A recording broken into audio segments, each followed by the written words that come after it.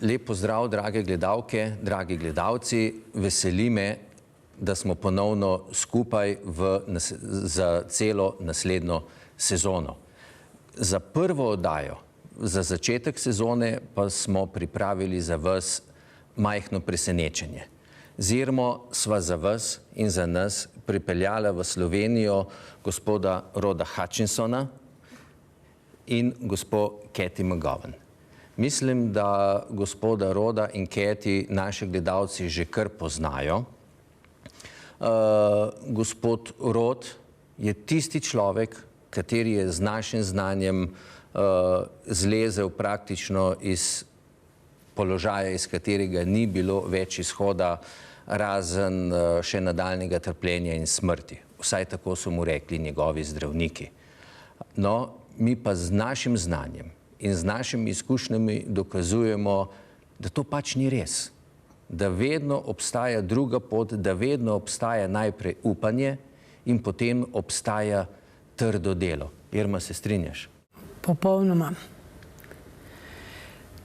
Jaz bi rada tudi povedala, da sem zelo vesela, da gostimo spet ta dva človeka, ki sta nam pomagala. Pride tudi do znanja. Ponudili so nam mesto, kjer smo se odločili pomagati gospodu Rodu. Gospa Kathy je ponudila prostor, torej dala nam je možnost, da smo na temu človeku pridobili veliko znanja in smo pripravljeni prav s tem, ker smo tukaj na nove izzive, pomagati tistim, ki ravno tako trpijo ali pa so trpeli in imajo še težave kot gospod Rod.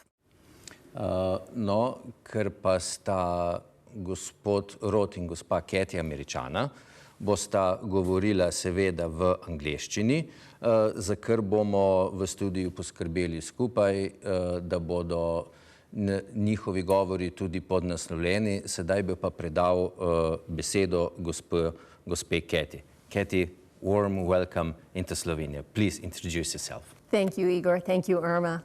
Welcome to today's program, and thank you for joining us. During our time together today, we'll be sharing information with you that has and continues to transform the lives and the health of thousands of people worldwide. All the information that you'll be discussing during this program today is factual, and it's based on science, and it's backed by thousands of health transformational results, scientific and clinical studies, of which we'll be sharing one study with you today. If you're watching right now, I believe that there's a reason, that there's a higher purpose to why you've come to today's interview.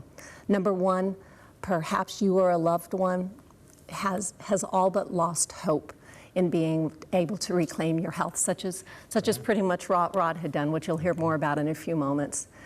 Perhaps you're only existing and not actually being able to enjoy living your life.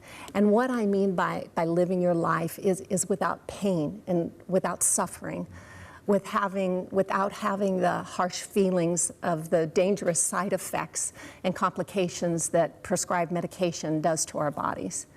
To be able to have clarity and sharpness of mind, being able to walk in doing so, as you'll hear more about from Rod, without feeling off balance and without pain. And the list goes on and on. The symptoms from the suffering that is caused by dis-ease of the body. I can confidently say that no matter how long or how in depth of searching your journey to find actual answers to why your body, your brain, your hormones, your emotions are doing what they're doing. And now learn more about the solution of how to actually repair the body, enabling your body to then initiate its self-healing. I'm Kathleen McGowan, as Igor and Irma affectionately, because we go back many years, call me Kathy.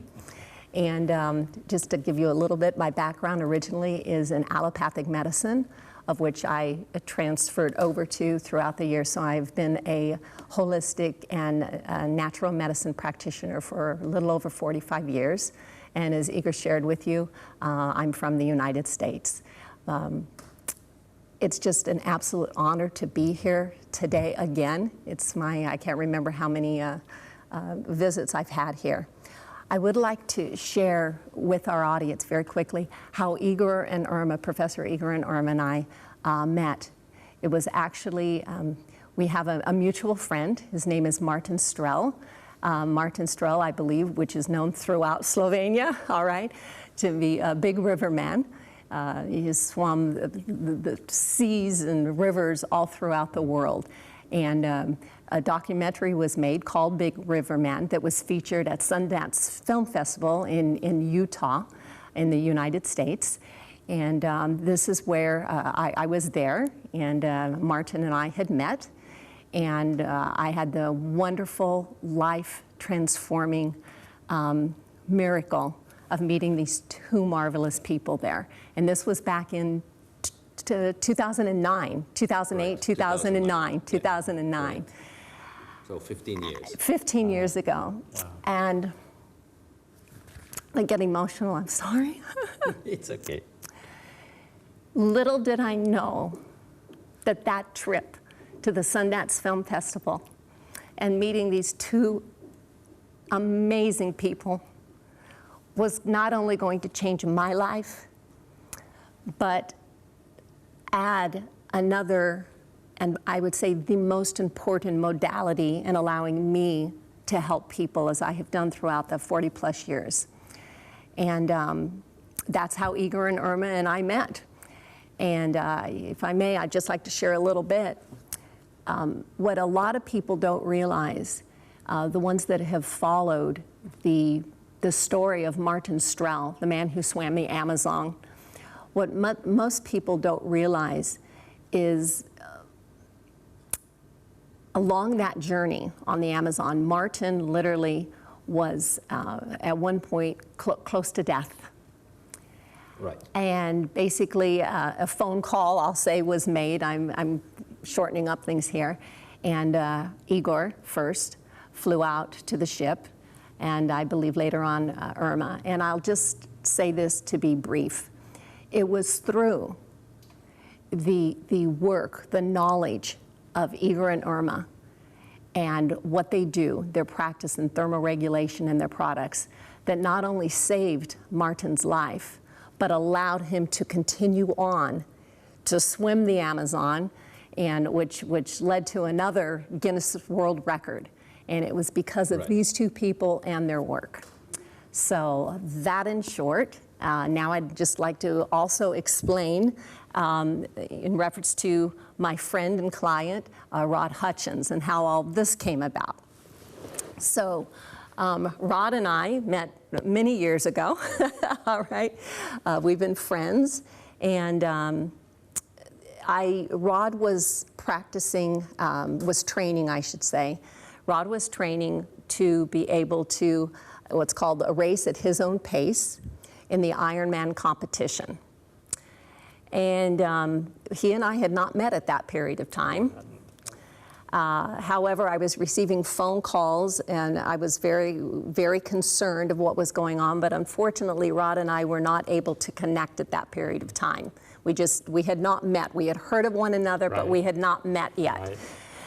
All right, yeah, Kathy, that was 2018. I just got back from the Ironman course in Kona, Hawaii. Yes, and I had received a phone call, and it was Rod, and that's when I got involved in helping Rod with his health from a naturopathic standpoint, natural medicine, and a holistic standpoint. Rod did absolutely amazing. He listened, which is critical, because you can give all the advice, you can give all the knowledge to someone, but if someone does not take up the initiative, as Rod did, and follow through with it, nothing's going to happen. And Rod was absolutely wonderful with that. And we got him into really significant health. But then some things transpired with Rod, particularly with COVID. And Rod will be explaining more in a few moments with you on that. But it was at that period of time I knew that my knowledge, even from the allopathic field years ago and everything I did in naturopathy and holistic, it got Rod to a certain level in his healing.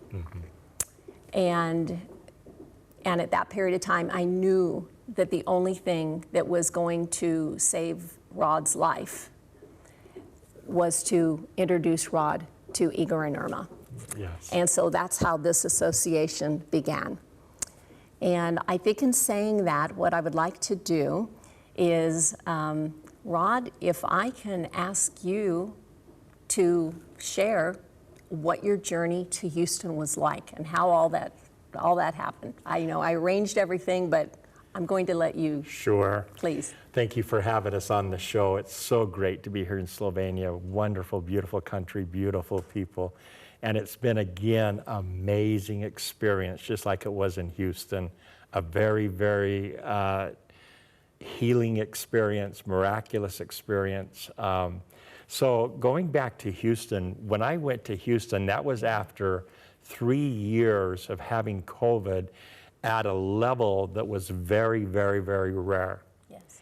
Of the 6 things that the medical profession, COVID showed the medical profession, I had 5 of those areas with levels that were high enough that people were dead.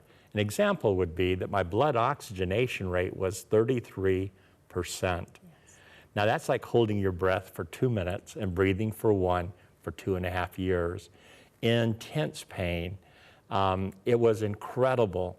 I remember it was just that quick. Now I had just gotten back from Kona, Hawaii. I had been training for that. I had swam 2.4 miles, biked 112, and then started to run the 26.2. And 2 miles into that, the team that I took over, the dream team, said, we need to pull you off the course, and they did, and I was in the hospital. I had rapid meiosis. I had had over 500 muscle cramps and charley horses in my legs.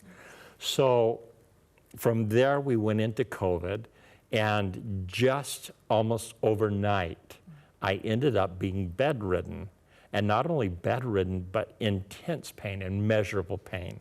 There is no explanation that I have for the level that it was at. 15 seconds on the phone just talking would put me in 4 hours of pain that would be likened to a severe heart attack or a severe stroke. And then it would take me 4 hours just to come back down to extremely a high level which I was operating at. And so, often in our lives we have things that happen unexpectedly. I was not expecting that to happen. I just achieved a dream, a goal that I'd had for 27 years that I had made on my deathbed as a quadriplegic. And to do that was such a great feeling. So all of a sudden, to go back to a journey of pain and a journey of, I would almost like to say, I love the word that Kathy used, to be able to thrive. I think often when major things happen in our lives, major trials, whether they be medical or financial or marital, whatever, we often get in what I call a survival mode. Mm-hmm. I can remember just trying to get to the next second. I can remember trying to get to the next 10 seconds. And for that whole 2.5 years, I was in a survival mode. The doctor said I should have been dead. I should have been dead many, many, many times. I was what they called a walking miracle, or an abnormality for someone who had traveled that journey. And so I'm hearing these things now. For a long time, I couldn't even get to the doctor's appointments. It was too painful. And finally, when I was able to. But I'm sorry, your pain was chronic, right? It was 24/7. My pain was chronic, yes. Right. It was 24/7. And it had been for 27 years when I originally had Guillain-Barré and was paralyzed from the neck down as a quadriplegic when I set that goal to go to Kona. So that pain of Guillain-Barré, it would be 23 years later, 21 surgeries later, artificial hips, artificial knee, several major procedures, spinal stimulator stuck in my back, that I would go for 2 deteriorated discs and an impeded sciatic nerve, that I would go to Kona. But I was constantly, Igor, living in pain, constantly pain. It was chronic pain, and it was chronic pain, neuropathy at the highest level that you could be at, okay? So on top of that pain then came COVID, which was a whole new level of pain on top of this pain. And people often say, well, how did you do the Ironman? Well, it was painful. But you know, when you set a goal, you overcome the obstacles and you rise, you get better, you become stronger. And I never let go of that vision. I remember through the 21 surgeries, when I first got my hip replaced, I remember walking down the hall and telling the physical therapist, hey, I'm excited, I'm getting ready to train for an Ironman. Now here I am hobbling down the hall, you know, and he's going, yeah, sure, right.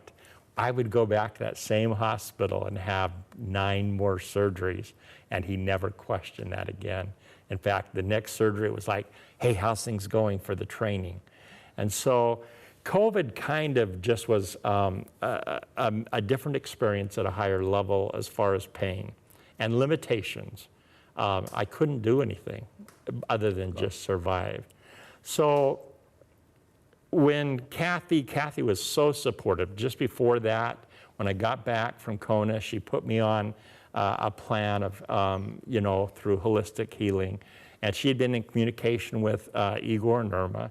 And I had gotten much, much better. She had identified a lot of habits that I had that were not good, that needed to change.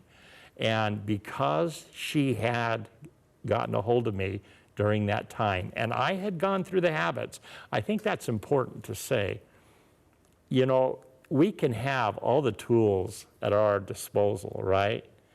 And they can help us, but if we don't take the responsibility to utilize those tools, and then to have the accountability back to the individual saying, hey, I did this, is there anything further you recommend?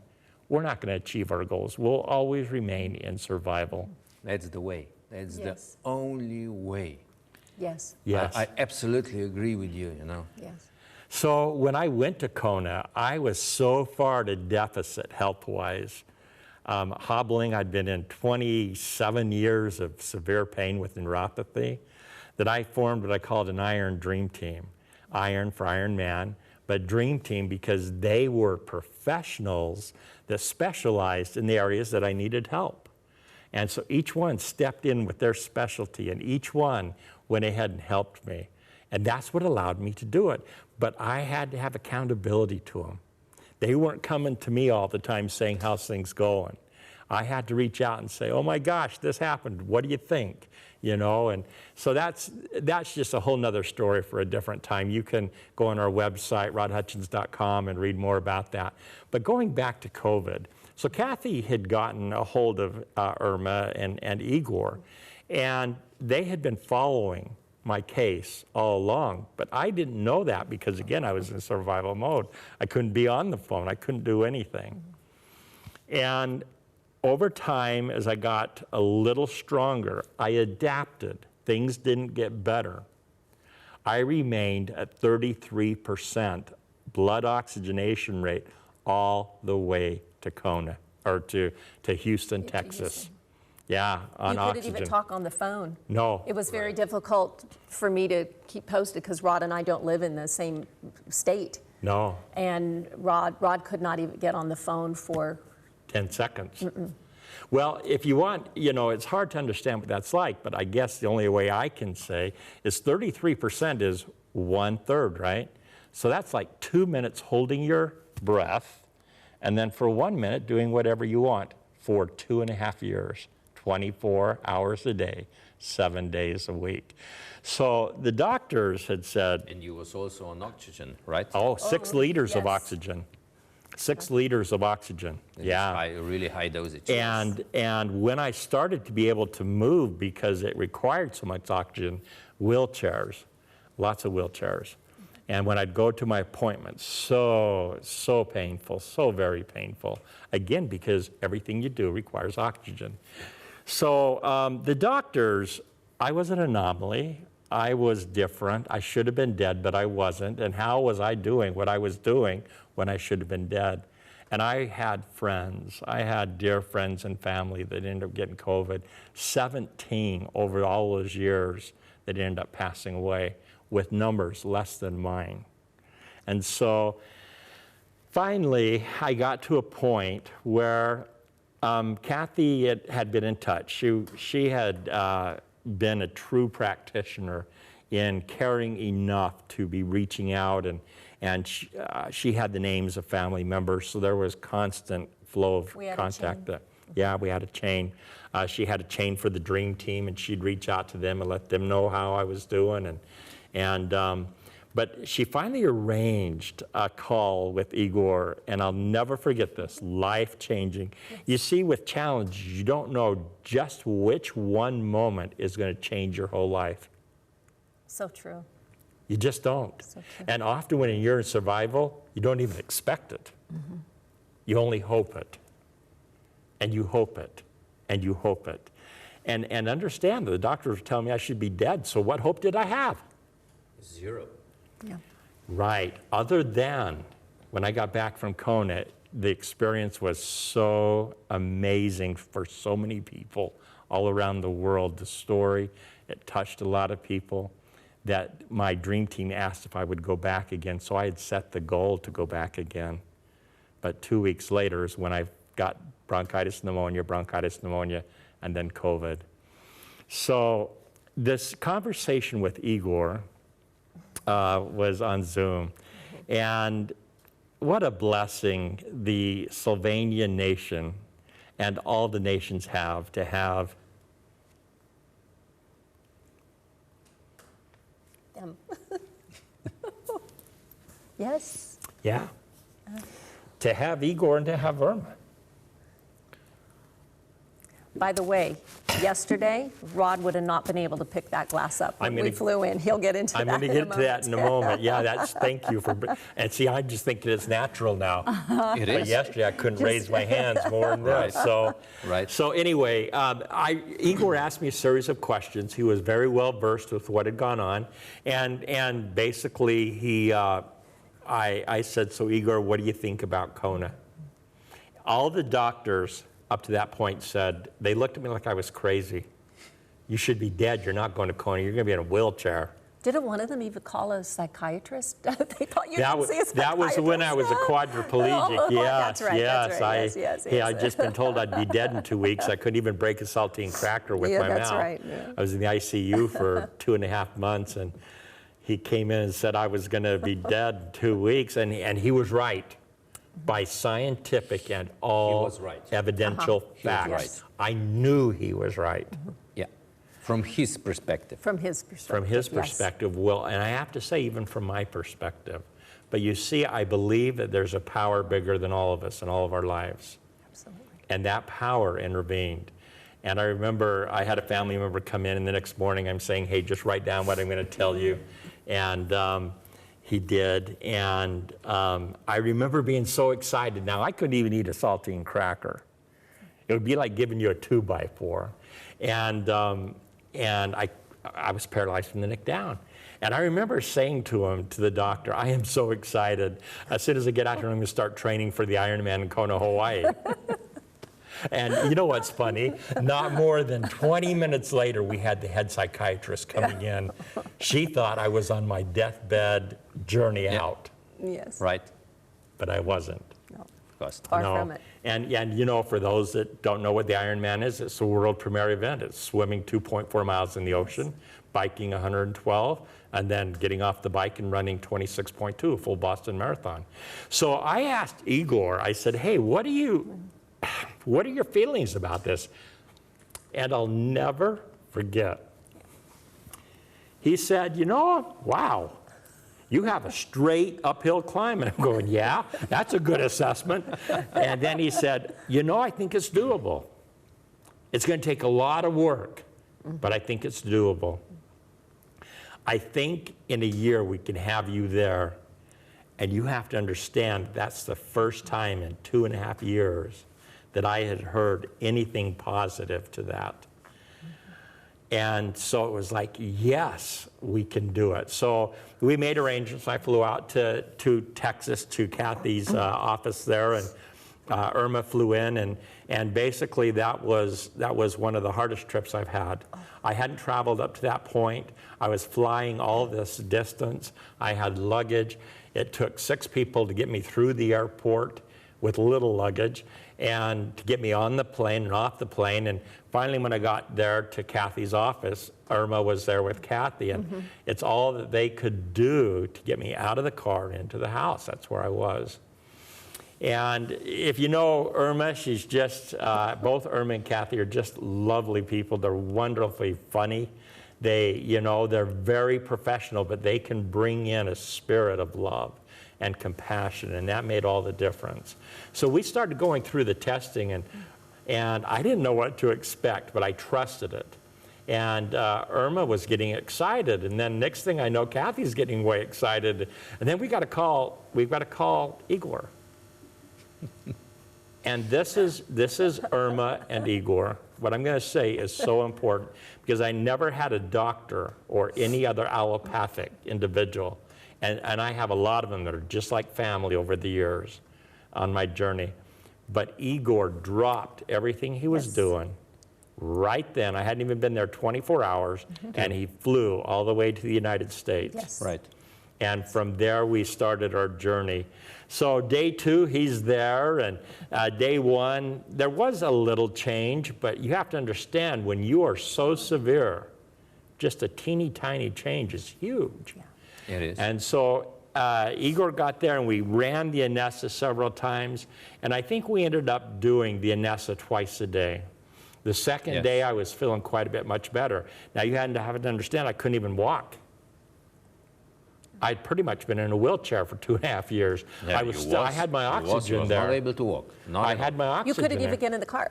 Irma and I literally had to lift Rod's feet and legs to get into my car. You did. Yeah, Yes. literally. Yeah. And then you had to be on both sides. And Trying to pull him out of the car. poor Irma, I thought I was going to give her a heart attack if I fell. She was like, oh my gosh, We're she's so like, what are we big. going to If he do? goes down, what are we going to do? Get help. And so Igor gets there, and then of course the Anessa goes on. And the one thing I noticed the second day, I was feeling quite a bit better. The pain had gone down. It was still at an extremely high level. But from hour to hour, From hour to hour. pain was reduced, right? Yes, really fast. And I'm convinced that right on the first Anessa, things started getting better, but my pain level was so high, I wouldn't have noticed it. But I noticed by the end of the day, that night I slept the best I'd slept in 2.5 years.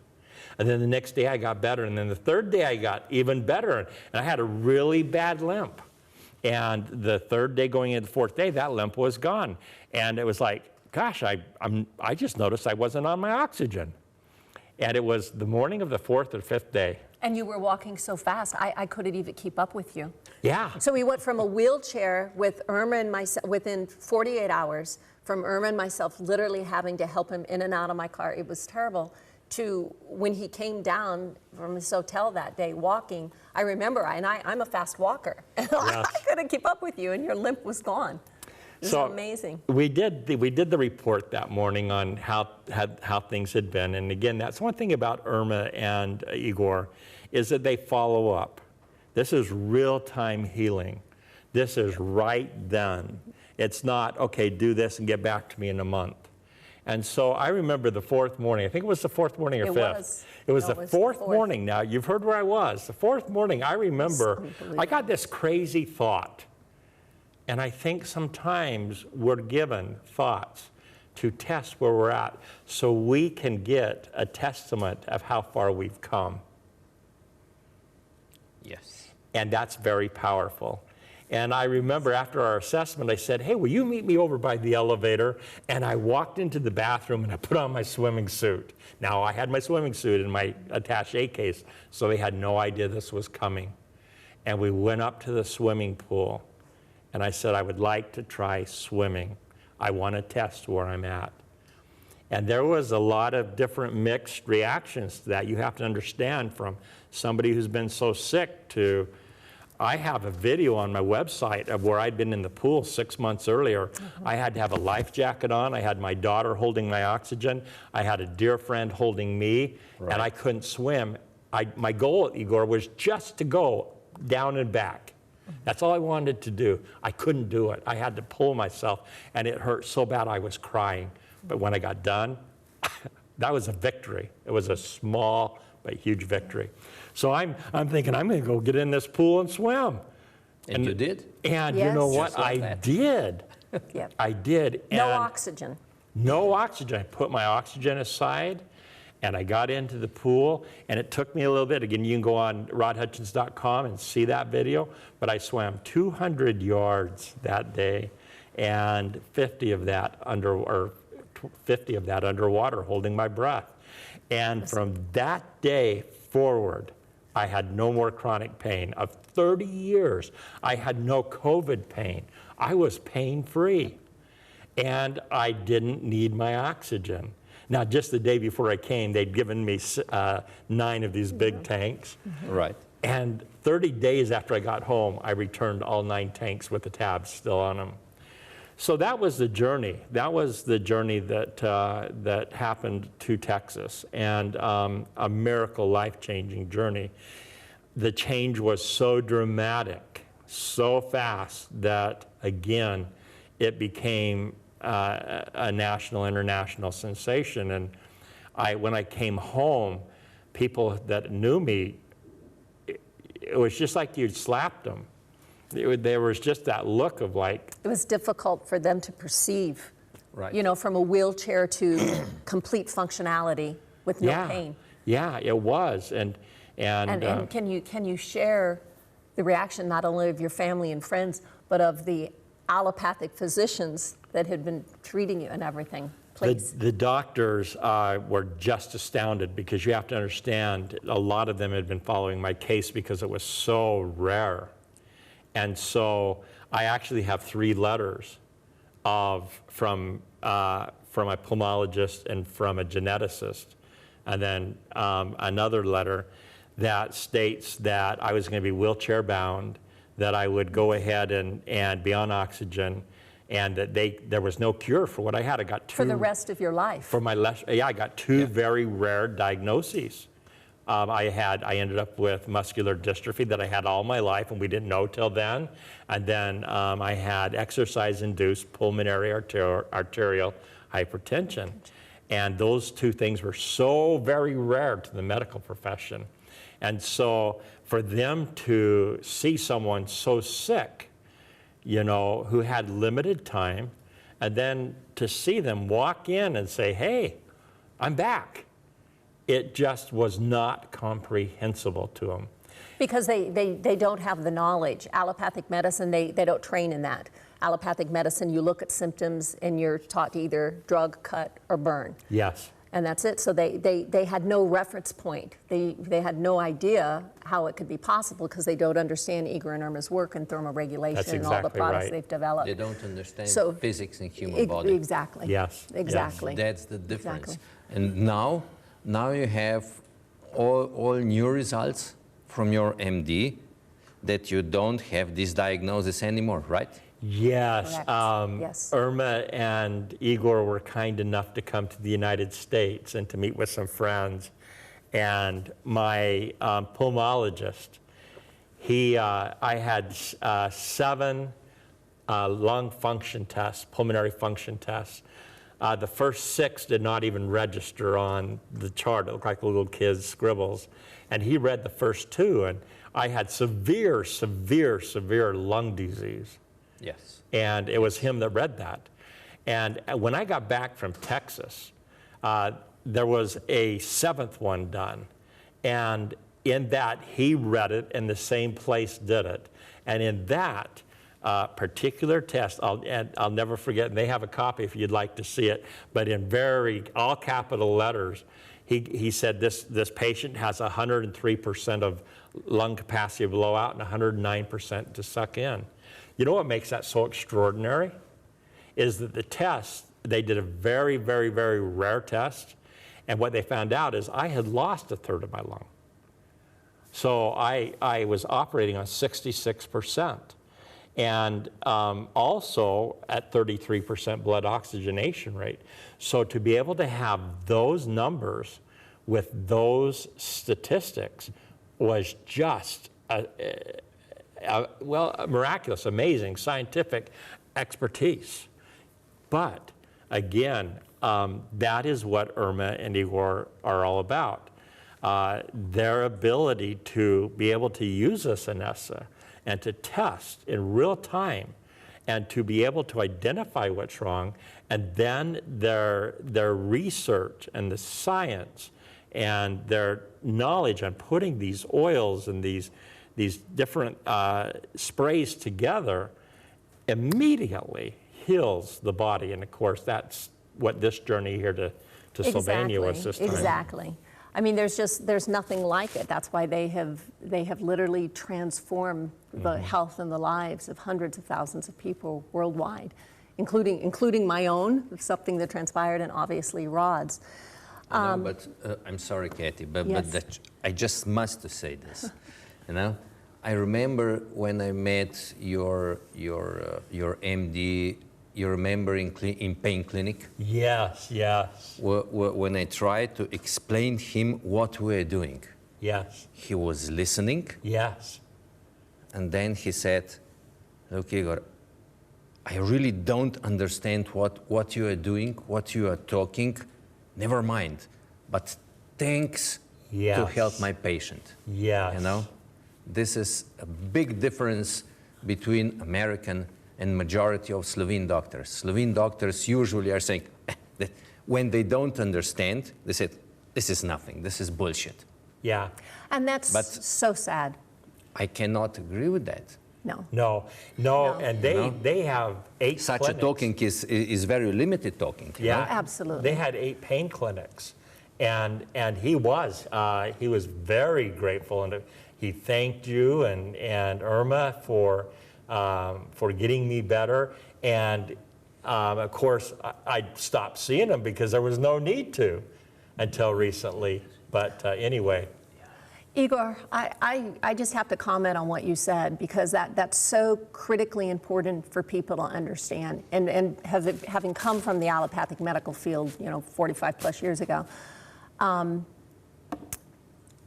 believe that if whether it be the practitioner, the allopathic physician, whatever the practitioner be, if they can just have the foundational reason for taking care of their patient, their client, the patient, getting all egos aside, understanding that none of us know what we don't know. Yeah. Right. So important. And I just, if one of my main hopes in life and desires and what part of everything we're about is that this information, and that's why we're going through this series, of Rod's journey, because it's so extensive. Yes. If this can work on Rod and everything he's been through, believe me, it can work for you. But that's so critical. And I'll even go so far to say this. I believe that I'm speaking as a practitioner, if a patient, if a person is going to a physician and they're going to be closed-minded about something that they don't even know Run the other about. way. Run the other way. Mm-hmm. Exactly. I mean, this is why, Igor and Irma flew to the United States. Rod and I have flown here, to be able to help get their message out and what they do. Well, and just really quickly, I mean, somebody could say, well, of course, look at him. But, I mean, we came here, again, under very difficult, very severe medical conditions. I just want to ask you about this. Please explain your condition. Yes. 1.5 days ago. Because, if we can back up just a little bit, though, to tie the picture, to bridge the picture. Sure. So Rod, after the original therapy in Houston, Texas, when he came out and Igor and Irma flew out, Rod had been doing absolutely wonderful. In fact, Rod and I had been preparing finally to get out and start lecturing together to be able to help people. As featured speakers, and we were just we were all prepared to do this. And then, Rod, take it from there about what happened with the knee and the knee surgery. Well, so I please. had started my training after COVID for my Ironman. And of Yes. course, now on my journey, part of that team is Igor and Irma and Kathy. So anything that's going on medically, I'm going to consult with them. And so I was training, and I had a doctor's appointment, and the physical therapist said, "Hey, I noticed your knee swollen." I said, "Oh yeah, it is. I hadn't even noticed." And he said, "Does it hurt?" And I said, "No." And he says, "Well, I think we got to get this checked." And I said, "Okay." So we get it checked, and what we found out was it was bone on bone. There was no cartilage, nothing. Well, I had had this one done in 2015 with 9 surgeries in 9 months, and it was bone on bone, and on a scale of 1 to 10 level pain, it was a 9. And I was just dumbfounded. There was no pain here, and it was the same.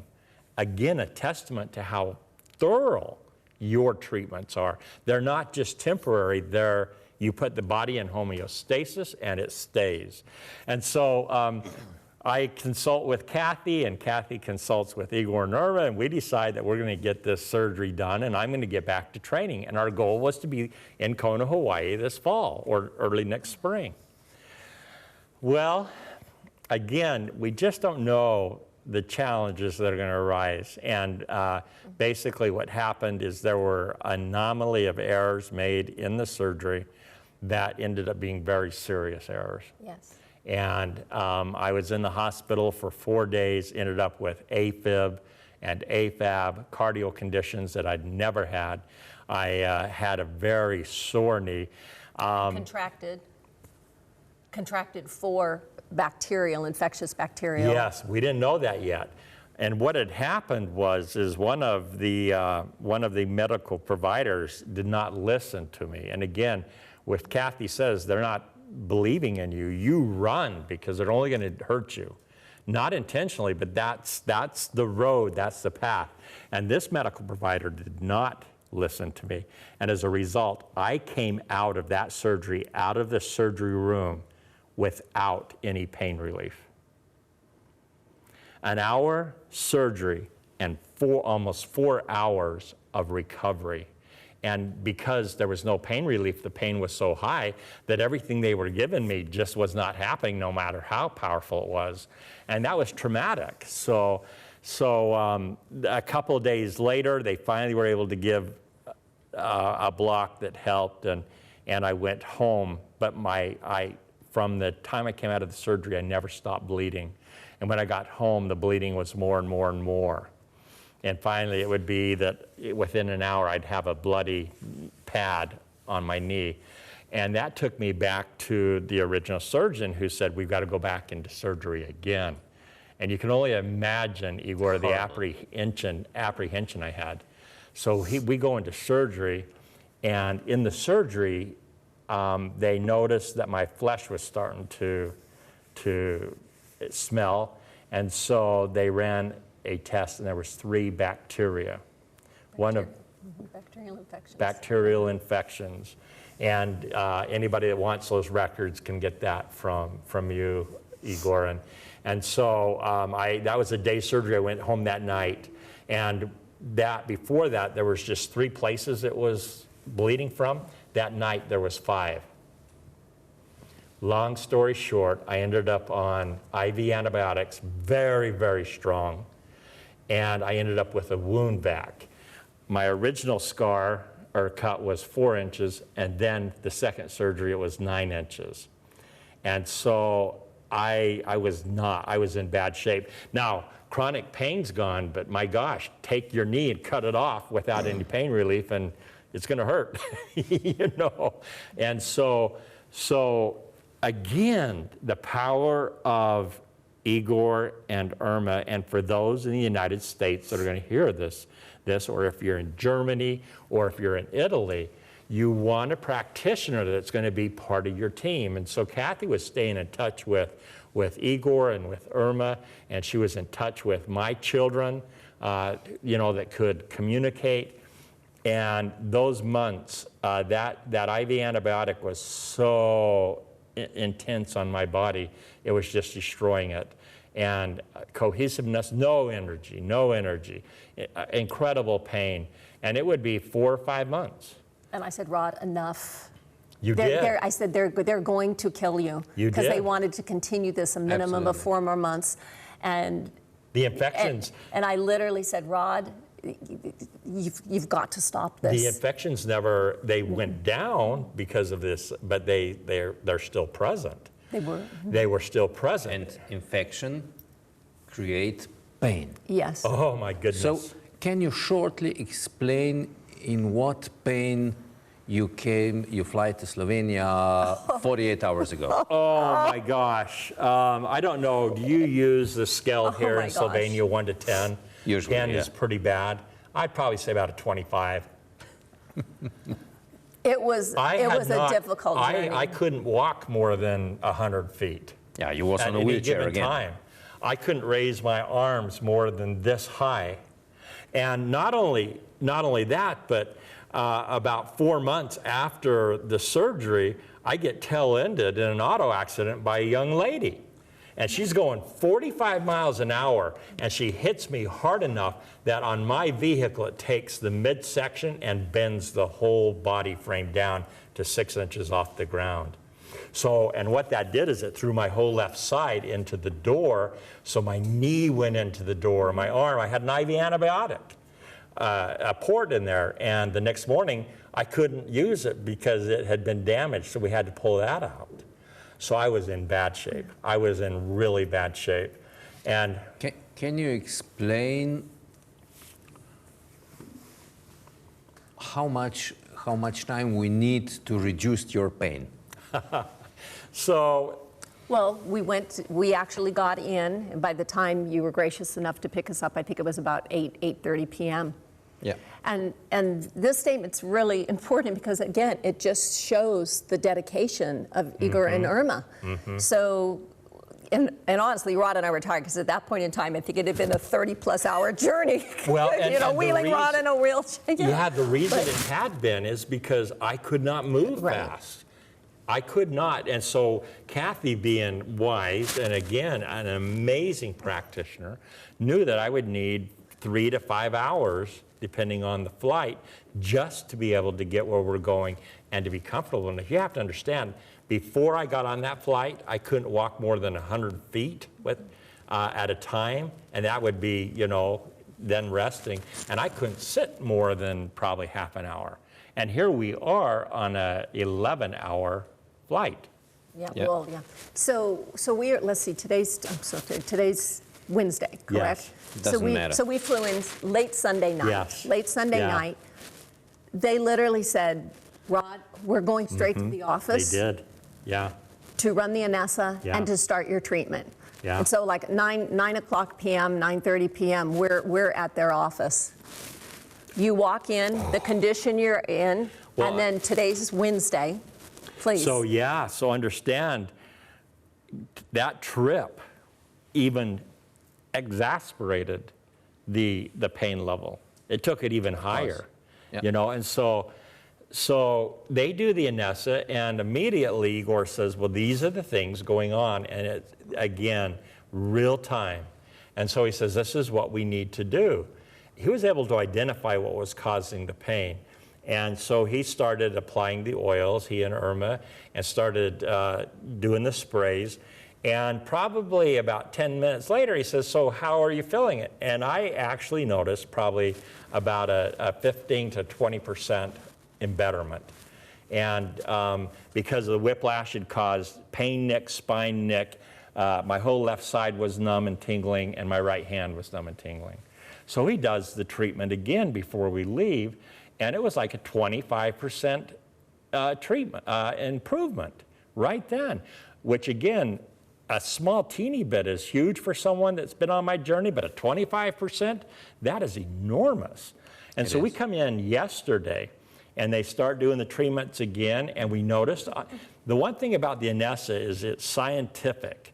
It doesn't lie. It's not theoretical. It's not hypothesis. It shows in real time whether... It's fact. It's fact. It's fact. It shows in real time whether you're improving or you're going backwards. And so we had even improved yesterday.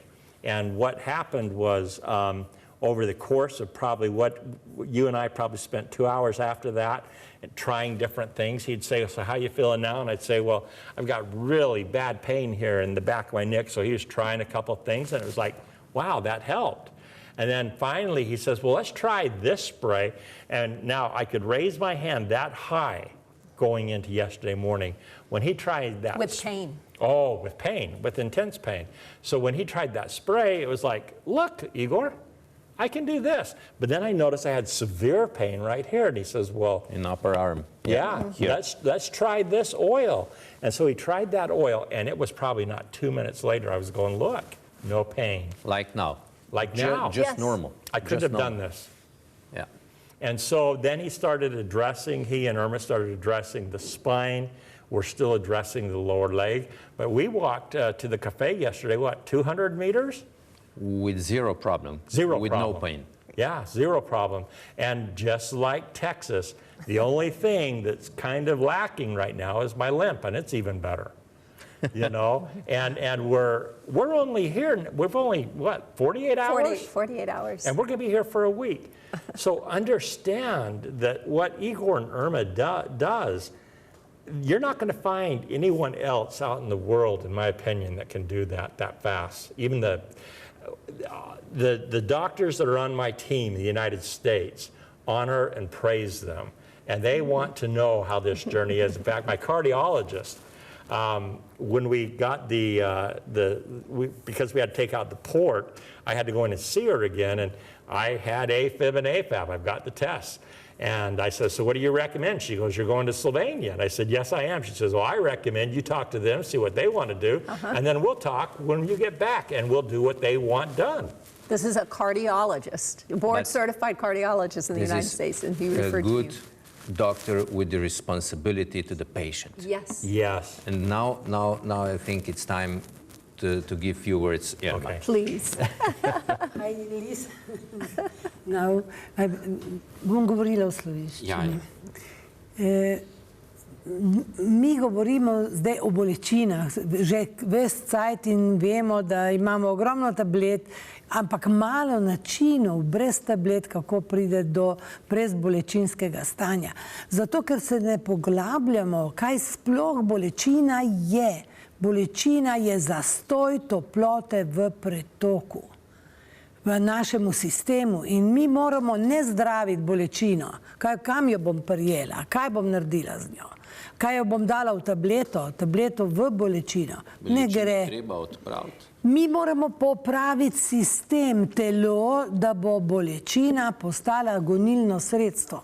Tehnični ljudje z tehnike to sigurno vejo. Popraviti je treba cirkulacijo. Torej, absolutno, glede na toploto, toliko so razširjene žile, toliko je moči, ampak odvisno je, kaj jemo. Zakaj? Zato, ker toploto vzdržujemo s hrano. In če jemo preveč, če je preveč toplote, tudi avtomobil, če zakuha, kaj bo boljši? Ne bo boljši. Ni zakona, ki bo rekel, toliko kalorij moraš pojesti, pa boš dobra. Ne, toliko, kot jih rabiš, kot jih telo potrebuje. Če telo je pregreto, ne rabi toplote, rabi hlad v pretoku. In tega znanja, kako sploh telo deluje, je premalo v medicini.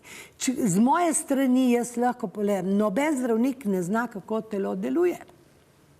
Pa to je največja resnica, ki jo pred celim svetom lahko povem, kako bo mene zdravo, če sploh ne ve, kako odpraviti toploto. En ventil, kje je ta ventilček, da je lahko spustiven?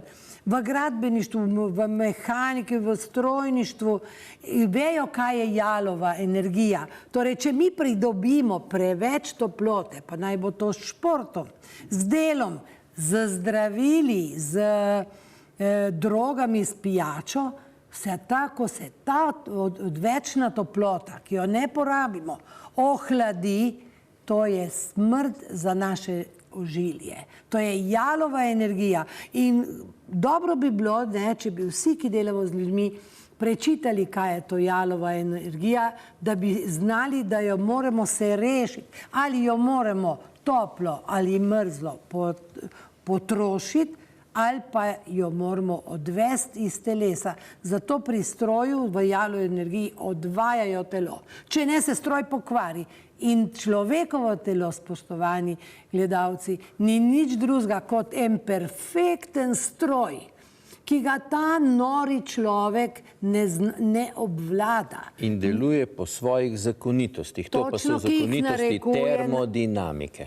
Tako, in te zakonitosti nažalost ne narekuje ne zdravnik, ne medicinska fakulteta, ne vem kakšni akademiki in ne vem kakšne titule, ampak te zakonitosti narekuje narava, in če mi ne spoštujemo narava bo naredila svoje. Torej bomo zmeraj potegali kratek konec. Meni se zdi pri 70 letih, da je medicina gre celo nazaj, ne naprej. Če mi še zmeraj ne znamo odpraviti eno bolečino, jaz s stiskom prstov, z odvajanjem preko akupunkturo z enim svinčnikom je glavobola konec. To je najlažje naučiti tudi človeka. Tudi zdaj mu daš tableto, da ga neha boleti in ga naučiš, kako si bo sam pomagal. In ravno to mi delamo. Jaz sem vesela vsakega slehernega, ki pride, ker ga naučimo. In to je naša naloga. Ne bomo nehali delati. Mi imamo vsak dan več dela in vsak dan več pacientov. Rada bi pa povedala še to, da pretirano toploto dela v telesu hrana in moramo zelo paziti, kaj je hrana, in da take velika pregrevanja in odpor, vojno v našem telesu ustvarjajo živalske beljakovine, ki so tujek za naše telo, in imunski sistem odreagira tudi s tem, da zapira pretok krvi v določenem ožilju, da ne bi še ta del telesa onesnažil ta patogen ali pa nek bilo kakšen strup ali sredstvo, s katere telo ne more sprejeti. Rekli, jaz poslušam, kako bo brez beljakovin, če telo ne deluje. Kaj bo avtomobil z najboljšim gorivom, kaj bo atomska bomba brez urana, kako ne bo, kje bo dobila energijo. To se pravi, da mi moramo zelo paziti, kako dovajamo energije, s čim, da vsaka kemična reakcija najboljšega antibiotika je topla, in če je telo toplo, ga še bolj pregreva. In je samo odvisno od sreče in od imunskega sistema, ali zdrži z vsemi temi, bom rekla, strupi, ki jih uživamo. No, sedaj bi pa jaz še, hvala, zdaj bi pa jaz sam želel še pojasniti, kaj pomeni bolečina v telesu, kako se odraža na krvni sliki, ker pred 48 urami, ko je rod prišel do nas, smo takoj naredili našo analizo in kaj je bilo vse, kakšno je bilo stanje njegovega telesa, katere je rezultirano v bolečino. Če pogledamo naše rezultate, izgledajo takole in so tudi na 4 straneh. Tukaj gledamo 151 različnih krvnih analiz in hiter zaključek tega je, da je bila bistveno previsoka temperatura v glavi, da je bil bistveno povišan puls, da je bil zastoj tekočin, encefalopatija v glavi, da je bila centralizacija krvnega obtoka, da je bil bistveno povišan bilirubin, se pravi, da so bila poškodovana slaba funkcija jeter, prisoten hipoocidni gastritis, se pravi vnetje želodca, prisotna ishemična bolezen srca, bil je tudi povišan krvni sladkor, jasno, zaradi letalske hrane, zaradi kvalitetne letalske hrane, ampak bistveno so bili povečani jetrni encimi. Jetrni encimi so bili povečani 4-krat. In zakaj? In kaj je pomembno? Česar zdravniki večinoma ne upoštevajo, razmerje med temi encimi. kateri govori o temperaturi v jetrih. In to, ker mi ne popravimo največjega zunanjega organa v telesu, kar je naša koža, in največjega notranjega organa, kar so naša jetra, niti sanjati ne moremo o kakršnikoli trajni izboljšavi. In če pogledamo klasični pristop bolečini, dajo protibolečinska sredstva, opijate ali kaj drugega, kateri enostavno prekinejo prenos informacije do možganov, bolečina pa traja. Jetra pa trpijo še bolj. Torej, glede na analgetike, to je lahko vidimo tudi pri psihiatričnih bolnikih, ki trpijo za raznoraznimi bolečinami, oni jih drogirajo. Drogirajo telo in nima prenosa informacij. In potem, recimo, psihični bolniki pijejo toliko več, če ne pomaga ena tableta, druga, tretja tableta. Pač tak je standard. In vi boste jedli tablete do smrti. To je pa ena taka beseda, katero se moram dotakniti.